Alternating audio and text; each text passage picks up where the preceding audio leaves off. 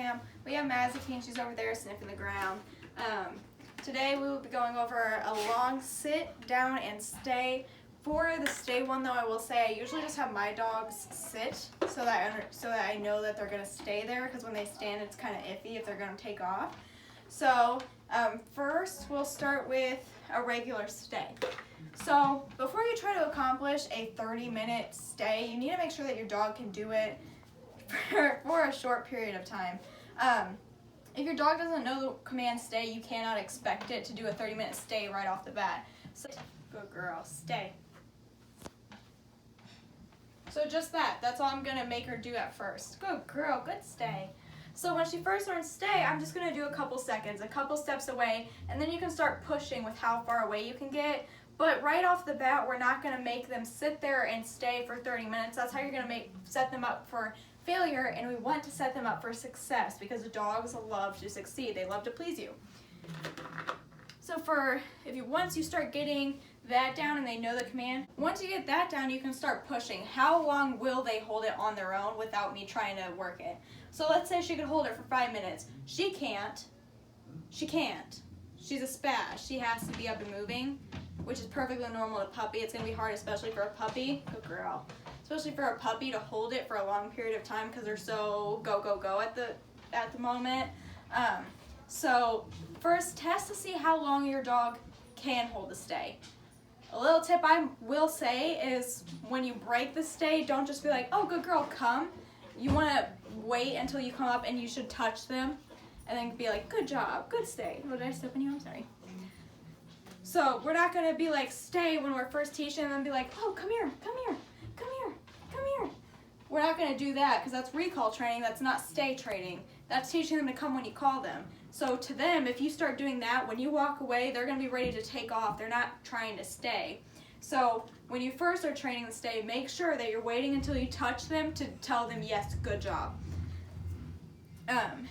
Another tip I will use is when your dog's young, tire them out first. Take them on a good walk where they still have a little bit of energy to still want to learn, but they're not so spazzo that they're going to want to move. So make sure that you do a long walk beforehand because it'll really help with the training and really help them succeed and really help you succeed. But basically, yeah, you're just going to see how long it's going to take them to hold a stay on their own, how long they will hold it on their own. Do not call them out of a stay until they know stay for sure. Don't ever call them out of a stay when you're first teaching it. You want to touch them and tell them, okay, good job, so that they understand that you're releasing them from the stay and they're not allowed to come until released. Tie your dog out before you do this. So she's right now laying down. For a lot of dogs, the down stay is going to be harder for you to do, but we'll do the sit stay right now. If you want your dog to stand and stay, that's fine, but I never recommend that when they're younger until they know the command stay very well, just because they don't know what you're asking, and that's how you get the dog to take off. You want them to sit and stay. So as always, we start slow. We always start slow with anything that we're teaching them, especially something that's going to take time and they need to be able to hold it for long periods of time. We start slow. We just reward right away. So that's all you're going to do at first. Achieving the sit stay for a long period of time, I can't show you with her. I would with my older dog, but coming down the stairs is too hard on him now. Just keep pushing. Time your dog. See how long they'll keep it on their own. Most dogs, that's going to be 30 seconds to a minute when you first start teaching it. That's the longest they'll hold it. From there, you start pushing that. You'll start doing little increments. So say your dog held it for a minute on their own before you started working with it. Okay, so now we're going to hold it for a minute and 5 seconds. If they get up at that minute, take them. So you're going to make sure you put the dog in the exact same spot it was in. Do not let them get away with it. Say if she was sitting here and then she walked forward and I let her sit here, basically she's learning she can inch forward. And that's what that command means. She's allowed to inch forward. We want them to learn very solidly. Stay means stay in the exact place I put you in. So that's basically all there is to it.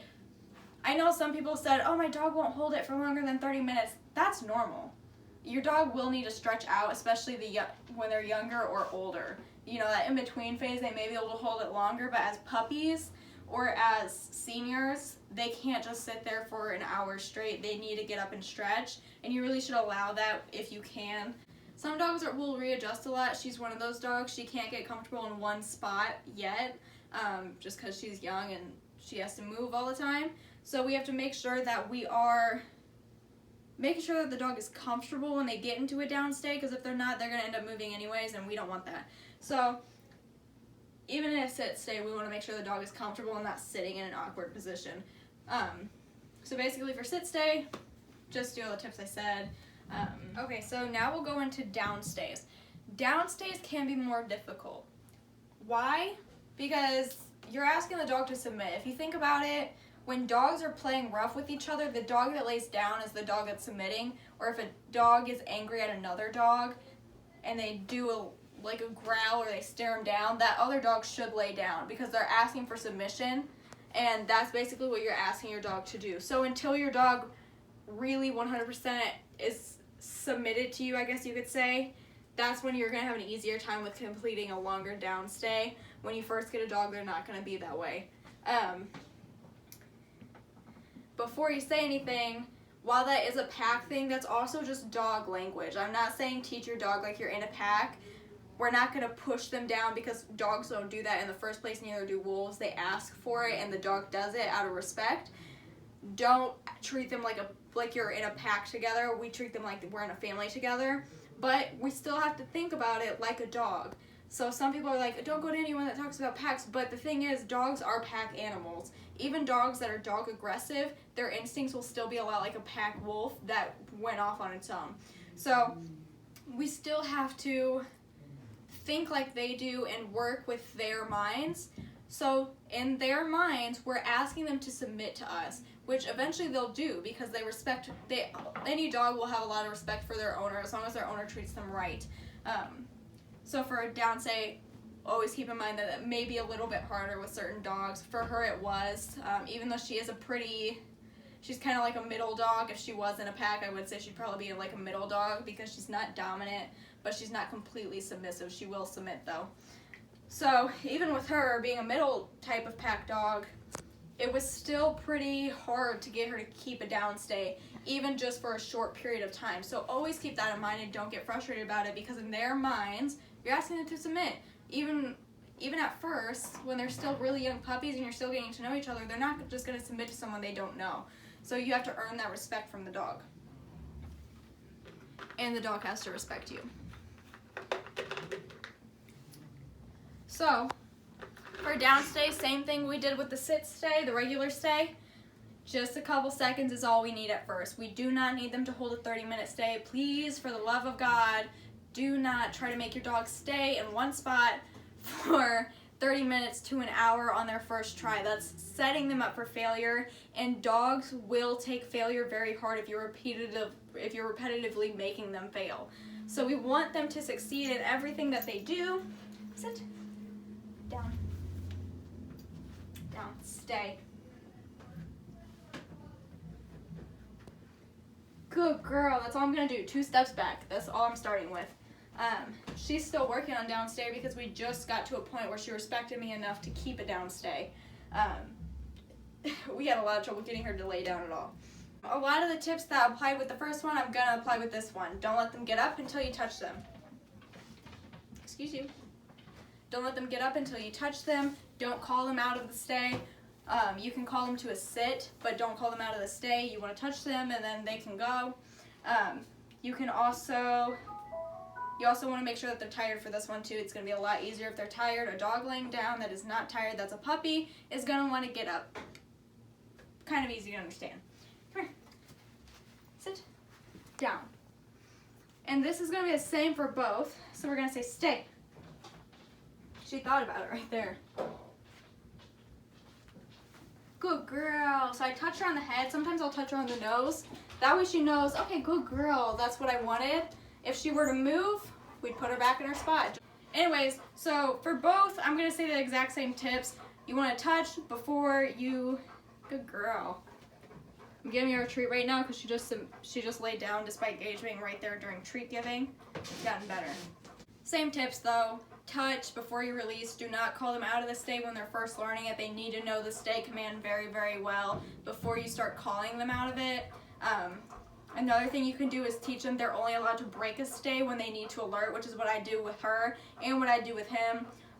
So once she got stay down a little better, even though she can't hold a super long down stay, I taught her I either touch you or you need to alert to me, and that's when you can break it, which I think is really useful because if you were practicing in public and they needed to alert to you, it would be really good if we taught them that they're allowed to break their stay only in this scenario, which she will do. Good girl. Whoop. You can have that freebie. Make sure they're tired beforehand when you're first teaching this. Go ahead and time it. How long will they hold the down stay on their own before we start working with it? Then we can slowly start to push it. Once they get up, take them back, put them in the same spot. It's basically the same thing, and it's a pretty long process for some dogs. Other dogs may get it quickly, just like with anything else. He can hold a down stay forever because he loves to lay down and he loves food, so it's a win-win for him.